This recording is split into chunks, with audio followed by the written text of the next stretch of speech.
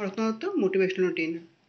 আজি আমি আলোচনা কৰিম যদি কিবা কাৰণত আপোনাৰ ল'ৰা বা ছোৱালী স্কুল যাব নোৱাৰিলে, কিবা বেমাৰত বা কিবা কাৰণত স্কুল যাব নোৱাৰিলে, সেই স্কুলৰ প্ৰধান শিক্ষকক আপুনি কেনেকৈ এটা আবেদন লিখিব পাৰিব যে তেওঁ আপোনাৰ ছোৱালীজনী কিহৰ কাৰণে স্কুল যোৱা নাই বা আপোনাৰ ল'ৰাটো কিহৰ কাৰণে স্কুল যোৱা নাই।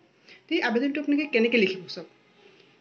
প্ৰথম আপোনাৰ হেডিং যিটো আৰম্ভ হ'ব, হেডিংটো হৈছে প্ৰতি মাননীয় প্ৰধান শিক্ষক মহোদয়।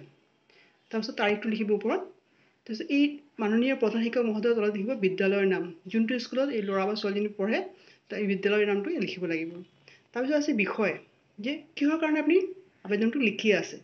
বিষয়টো হৈছে অনুপস্থিতি ছুটি বিচাৰি আবেদন, মানে তেওঁ কিবা কাৰণত স্কুলটো আহিব পৰা নাই, সেইটো কাৰণে মই আবেদনটো জনাইছোঁ আপোনাক।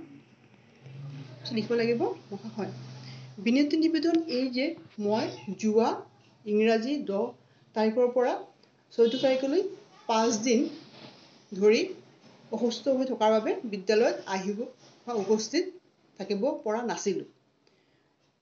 কিয় কাৰণে আপুনি উপস্থিত থাকিব নোৱাৰিছিলে, এইটো মই জাষ্ট এটা কাৰণ লিখিছোঁ। আপোনালোকৰ যিটো কাৰণ হয় সেই কাৰণটো লিখিব।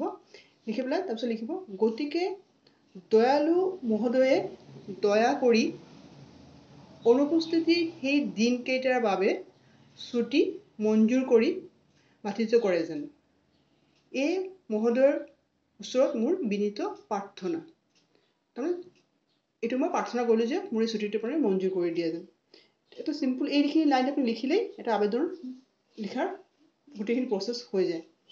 কাৰণটো আপুনি যিটো কাৰণত লিখিছিলে সেই কাৰণটো চেঞ্জ কৰি দিলে হ'ল, বাকী গোটেইখিনি আপোনাৰ এনেকৈ লিখিলে হৈ যাব। তাৰপিছত লিখিব লাগিব ইয়াত ধন্যবাদ বুলি লিখিব লাগিব।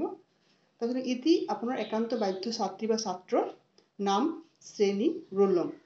যদি স্কুলৰ হৈছে তেওঁলোকে ক্লাছটোৰ নাম লিখিব, ৰোল নংটো লিখিব, শ্ৰেণী কোনটো ক্লাছৰ পৰা লিখি ল'ব। যদি দৰকাৰ পৰে তেন্তে ইয়াত আপুনি আপোনাৰ পেৰেণ্টছ বা গাৰ্জেন যিটো আছে, দেউতা বা মাৰ এটা চহী ইয়াত লৈ ল'ব, অভিভাৱকৰ চহী বুলি লৈ পেলাই আপুনি এইটো ধুনীয়াকৈ প্ৰধান শিক্ষক দি পেলাই ছুটি মঞ্জুৰটো কৰিব পাৰে। চিম্পুল এটা প্ৰচেছ আবেদন লিখাৰ। এইটো প্ৰচেছ ফ'ল' কৰিলে আপোনালোকে ধুনীয়াকৈ যিকোনো আবেদন লিখিব পাৰিব। ধন্যবাদ।